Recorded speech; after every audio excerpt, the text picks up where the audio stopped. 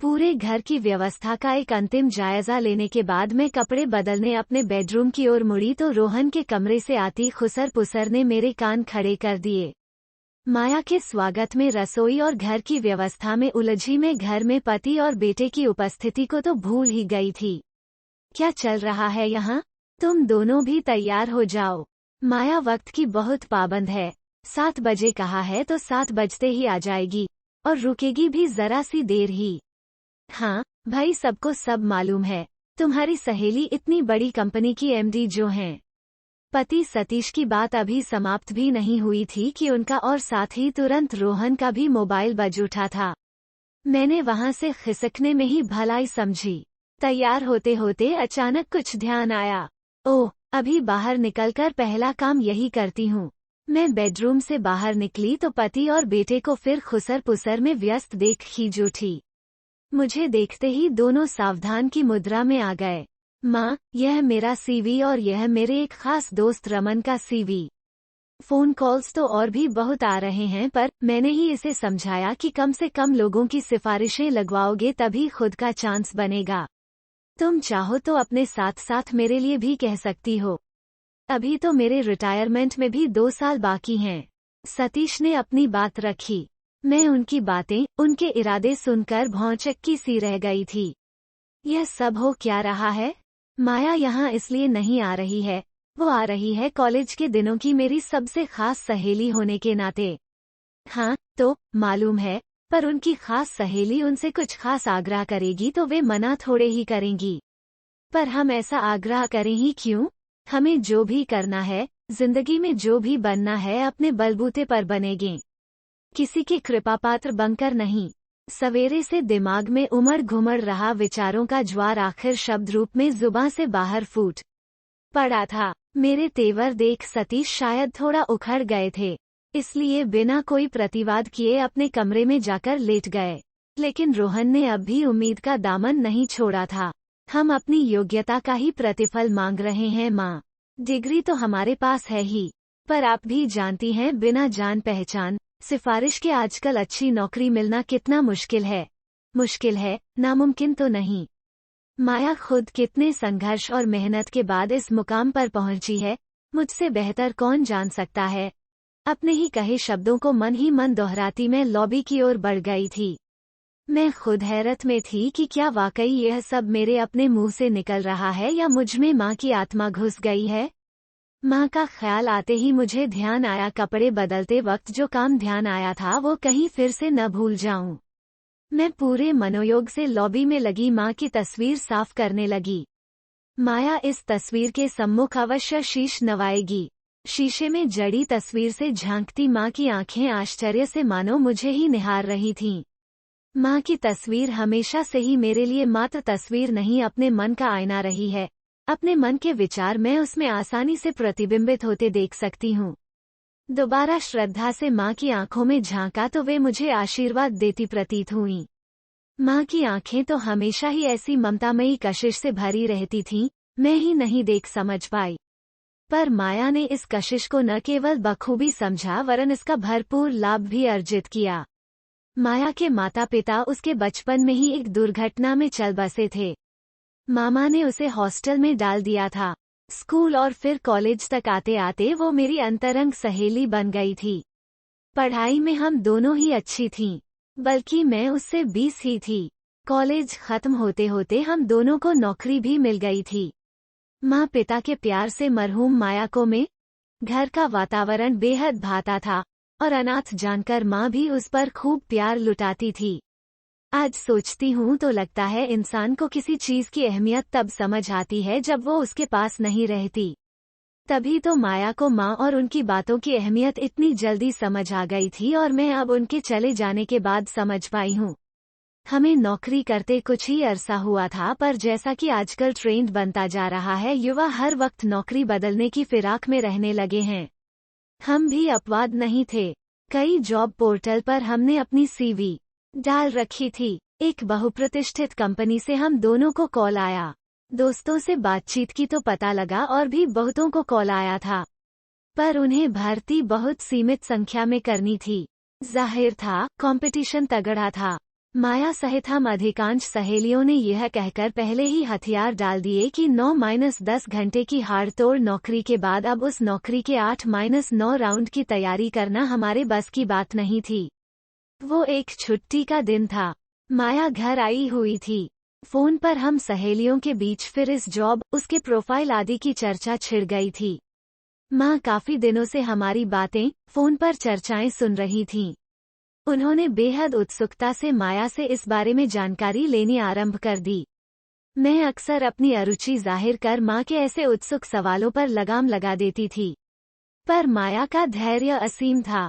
वो माँ के प्रत्येक उत्सुकता भरे सवाल का संयम से जवाब दे रही थी। मैं ऊबकर अपने कमरे में आ गई और टैब पर गेम खेलने में व्यस्त हो गई। माया और माँ के बीच क्या वार्तालाप हुआ मैं नहीं जानती, न मेरी जानने में रुचि थी। लेकिन उस दिन के बाद माया को अक्सर मोटी मोटी किताबों और इंटरनेट पर उलझा देख मैंने एक दिन उससे पूछ ही लिया था कि वो किसकी तैयारी में लगी है। माया ने बड़ी ही संजीदगी से बताया था कि उसे हर हाल में वो जॉब हासिल करनी और वो उसी के लिए प्रयत्नरत है। यही नहीं, उसने मुझसे भी इसमें जुट जाने का आग्रह किया। लेकिन तुझे यह भूत लगा कैसे? जहां तक मुझे ध्यान है हम सहेलियों ने इसमें दिमाग और टाइम खराब न कर दूसरे जॉब्स पर फोकस करने का निर्णय लिया था। हाँ, पर उस दिन की आंटी की समझाइश के बाद मेरी सोच बदल गई है। माया गंभीर थी पर मैं अब भी मजाक के मूड में थी। अच्छा, ऐसा क्या मंत्र फूंक दिया माँ ने तेरे कान में? आंटी ने समझाया कि कोई भी लक्ष्य हमसे बड़ा नहीं होता, इसलिए उसे पाने के लिए हमें अपना 100% लगा देना चाहिए। फिर भले ही लक्ष्य हासिल हो या न हो, हमें यह अफसोस तो नहीं रहेगा कि हमने प्रयास नहीं किया, बल्कि ज्यादा अफसोस होगा कि इतना प्रयास भी किया और रिजल्ट रहा शून्य। जब रिजल्ट पता ही है तो व्यर्थ क्यों पसीना बहाया जाए? क्योंकि हमारे हाथ में पसीना बहाना यानी श्रम करना ही है, रिजल्ट हमारे हाथ में नहीं है। अपना 100% देकर फिर रिजल्ट डेस्टिनी पर छोड़ना संतोष देता है, पर बिना कुछ किए सब कुछ डेस्टिनी पर छोड़ना सिर्फ पछतावा देता है। माँ की ये भारी भरकम ज्ञान की बातें मेरी समझ से परे हैं। न मेरे पास जाया करने के लिए इतना दिमाग है और न ही वक्त। मैंने सिर झटककर एक पल में ही उसकी समझाइश को सिरे से खारिज कर दिया था। जिस तरह मैं उसकी बातों से अप्रभावित रही, उसी तरह वह भी मेरी बातों से अप्रभावित बनी रह जोर शोर से तैयारी करती रही। मैं जानती थी यह थोड़े दिनों का भूत है, एक झटका लगते ही उतर जाएगा, पर झटका लगा था मुझे। माया ने साक्षात्कारकर्ताओं को प्रभावित करते हुए सारे राउंड्स बड़ी ही आसानी से पार कर लिए थे, जबकि हम में से कोई भी तीसरे राउंड से आगे नहीं जा पाया। माया प्रसाद लेकर माँ का आशीर्वाद लेने आई थी। मेरी असफलता ने उसकी और माँ की खुशी को आधा कर दिया था। माया मुझे और कंपनी के इंटरव्यू की तैयारी संबंधी टिप्स देने लगी। मुझे यह सहन नहीं हुआ और मैंने उसे झिड़क दिया था। मुझे ऐसे छोटे मोटे इंटरव्यू की तैयारी नहीं करनी पड़ती। ऐसे इंटरव्यू तो मैं कभी भी कहीं भी दे सकती हूँ। माँ को मेरा यह बड़बोलापन या अति आत्मविश्वास अखर गया था। बेटी, जिस तरह किसी भी प्रतिस्पर्धा या लक्ष्य को अपने से बड़ा नहीं आंकना चाहिए, उसी तरह किसी भी प्रतिस्पर्धा या लक्ष्य को बहुत छोटा भी नहीं आंकना चाहिए। मैं तो हमेशा यही सलाह दूंगी कि प्रतिस्पर्धा छोटी हो या बड़ी, हमारी तैयारी 100% होनी चाहिए। मेरा उखड़ा हुआ मूड पूरी तरह बिगड़ चुका था। माया मुझे दोस्त कम शत्रु ज्यादा प्रतीत होने लगी थी। मुझे लगने लगा था वो मुझसे न केवल मेरा आत्मविश्वास वरन मेरी माँ भी छीन रही है। मेरी मनस्थिति से वाकिफ माँ मुझे अकेले में समझाने का प्रयास करती। माया तेरी दुश्मन नहीं, सच्ची दोस्त है। मेरी तरह वह भी तेरा भला ही चाहती है। तेरी उसके प्रति बेरुखी देखकर मेरा दिल दुखता है। फिर भी मैं तुझे और उसे यही सीख दूंगी कि दोस्ती को हर हाल में निभाने का प्रयास करना चाहिए। मुसीबत में सच्चे दोस्त रिश्तेदारों से भी बढ़कर साबित होते हैं। कहते हैं न विनाश काले विपरीत बुद्धि। मेरी अक्ल पर भी उस समय पत्थर पड़ गए थे। माँ की हर सलाह एक कान से सुनकर दूसरे कान से निकाल देने में मैं अपनी शान समझने लगी थी। थक हार कर माँ ने मुझे मेरे हाल पर छोड़ दिया था। उनके जीर्ण शीर्ण होते शरीर और उससे भी ज्यादा टूटन की ओर अग्रसर दिल में अब मुझसे लड़ने की ताकत शेष नहीं रही थी। पर उनके दिखाए रास्ते पर चलती माया प्रगति के एक के बाद एक सोपान चढ़ती जा रही थी, और आज वो जिस मुकाम पर पहुंच चुकी है उसे देखकर माँ जीवित होती तो उनका सीना गर्व से फूल उठता। माँ को याद कर मेरी आंखें नम हो उठी थीं। मेरी बेरूह के बावजूद भी माया ने घर आना, माँ से मिलना जुलना नहीं छोड़ा था, क्योंकि माँ की समझाइशों को यदि सच्चे मन से किसी ने अपने जीवन में उतारा था तो वो माया थी। सफलता के शीर्षतम मुकाम पर पहुंच जाने के बावजूद भी घमंड उसे छू तक नहीं पाया था। उसकी सहृदयता और विनम्र स्वभाव ने मेरी अकड़ और अहंकार को चूर चूर कर दिया था। कंपनी ऑफिस में उसकी विजिट को जानते हुए मैं पूरे समय उसके सामने आने से कतराती रही, पर उसकी सूक्ष्म नजरों ने न केवल मुझे पहचान लिया, वरन मेरे अंदर के डांवाडोल होते आत्मविश्वास को भी भांप लिया।